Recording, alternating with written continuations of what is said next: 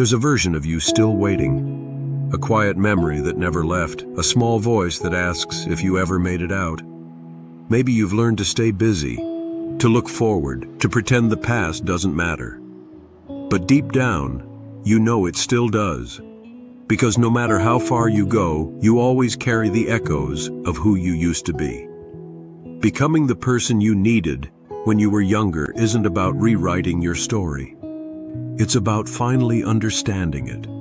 When you were younger, you dreamed of a version of yourself who would have it all figured out. Someone calm, confident, unshakable. Back then, you didn't realize how messy healing could be. You thought time alone would fix it. But time doesn't heal what you keep avoiding. It only teaches you how to hide it better. Still, that younger you hoped. They believed that one day someone would understand, someone would show up and make sense of the chaos. And one day, you did.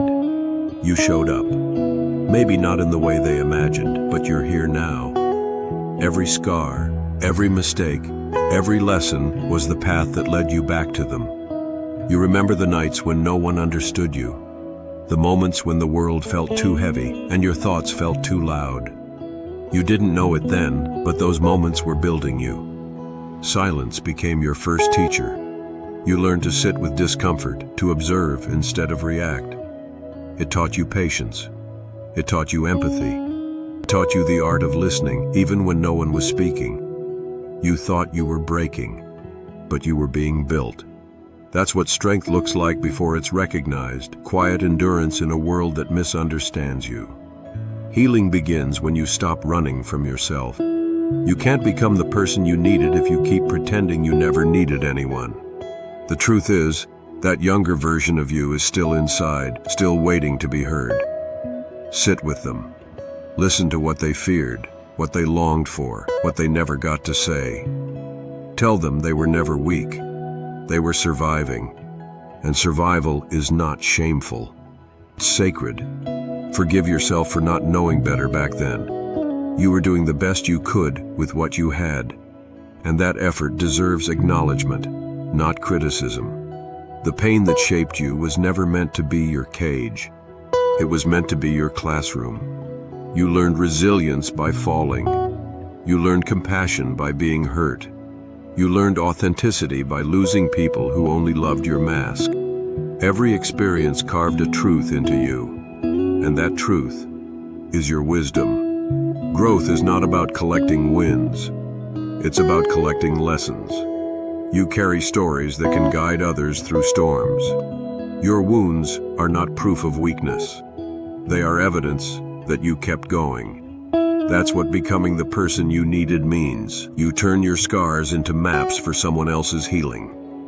Empathy is the byproduct of pain properly understood. Once you've suffered, you see suffering differently. You no longer look down on others for struggling. You see yourself in them. Leadership is not standing above anyone.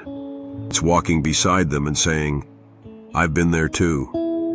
You don't need a title to lead. You just need the courage to stay kind in a world that rewarded you for being cold. That's power. Calm, quiet, enduring. And that power makes you the person you once searched for. You've outgrown versions of yourself that were built from fear. Now you move with intention, not reaction.